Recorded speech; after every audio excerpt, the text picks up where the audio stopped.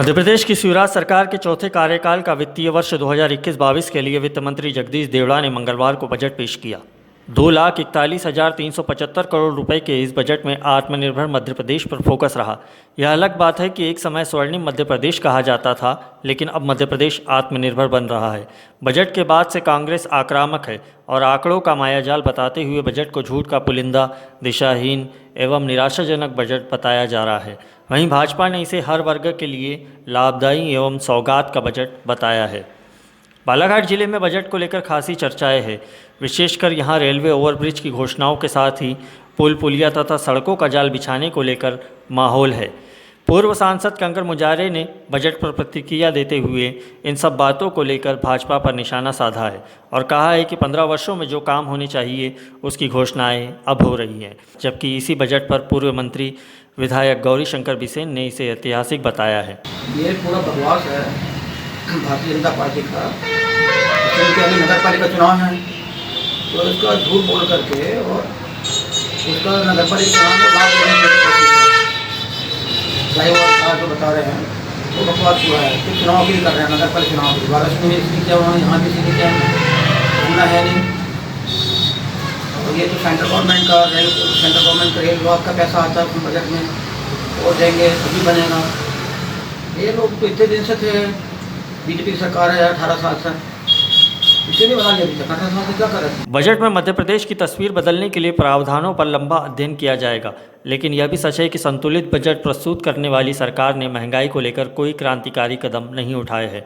जनता को उम्मीद थी कि राज्य सरकार पेट्रोलियम पदार्थों पर वैट कम कर राहत देगी, लेकिन ऐसा नहीं हुआ। रसोई गैस की कीमतों में उछाल है एवं खाद्य सामग्रियों के दाम भी बेतहाशा बढ़े हुए हैं। ऐसे में बजट से उम्मीद लगाई जनता को फिलहाल कोई राहत नहीं मिल सकी है। बजट में बालाघाट जिले के लिए घोषणाओं का पिटारा खुलने की बात कही जा रही है, लेकिन हकीकत है कि बीते कुछ वर्षों में समस्याएं विकराल हुई है। पूर्व सांसद मुंजारे ने सवाल उठाया है कि जिस ओवरब्रिज के लिए रेलवे ने राशि जारी कर दी थी उसके लिए राज्य सरकार ने कोई ध्यान नहीं दिया। उन्होंने बजट में कोई भी चर्चा नहीं की, कोई भी प्रावधान नहीं किया। तो जनता की जुड़ी हुई समस्या है। डीजल पर, पेट्रोल पर कोई उन्होंने रेट टैक्स कम नहीं किया राज्य सरकार ने। 1 रुपये भी रेट टैक्स की ममता बनर्जी ने रेट टैक्स कम कर दिया और कई सरकारों ने रेट टैक्स कम किया है। इन्हें क्यों नहीं किया? ये बजट कुल मिला के बकवास है, पूरा बोगस है। इसको कचरे की जो डब्बा होता है उसमें फाड़ फूल के फेंकने के लायक है बजट ही, किसी काम का नहीं बजट है। बालाघाट जिले में रिंग रोड बाईपास होना जरूरी था, लेकिन उस पर भी कई घोषणाएं नहीं हो पाई है। राज्य सरकार के इस बजट में जिन रेलवे ओवरब्रिज और सड़कों की घोषणाओं का जिक्र किया जा रहा है उसमें सरेखा रेलवे क्रॉसिंग, जागपुर घाट में overbridge, Bhatera road railway crossing का ओवरब्रिज और गर्रा रेलवे क्रॉसिंग पर ओवरब्रिज का जिक्र नेताओं की जुबान पर है। लेकिन इन पुलों की घोषणाएं तो हो गई और धरातल पर इसके बनने में लगभग 3 वर्ष समय लगना तय है। ऐसे में अभी जनता को ट्रैफिक जाम की समस्याओं से दो चार होना ही पड़ेगा। आज मध्य प्रदेश शासन ने अपना बजट प्रस्तुत किया है। इस बजट में बालाघाट के लिए अनेक उपलब्धियां हैं।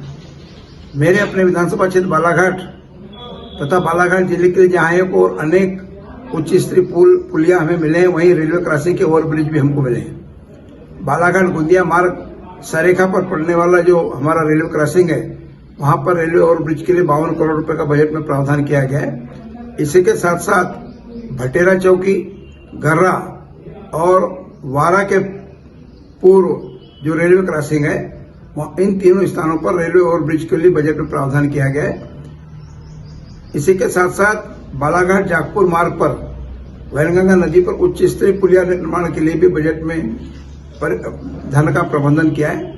और इसलिए मैं इन सब विकास कार्यों में जो खुले मन से हमारी सरकार ने, हमारी यशस्वी मुख्यमंत्री जी ने, हमारे लोक निर्माण मंत्री जी ने, हमारे वित्त मंत्री ने बालाघाट को सौगातें दिए।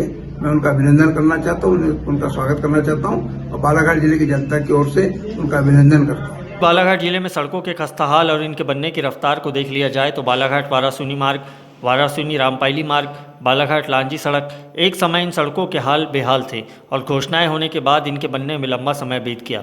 वाराणसी कटंगी मार्ग की दयनीयता को देख लिया जाए तो ये जीवंत उदाहरण है कि टेंडर, निर्माण कार्य, सड़कों के बनने की गति कितनी धीमी है। ऐसे में बजट में घोषित ओवरब्रिज और पुलिया का निर्माण कब तक होगा ये समझा जा सकता है।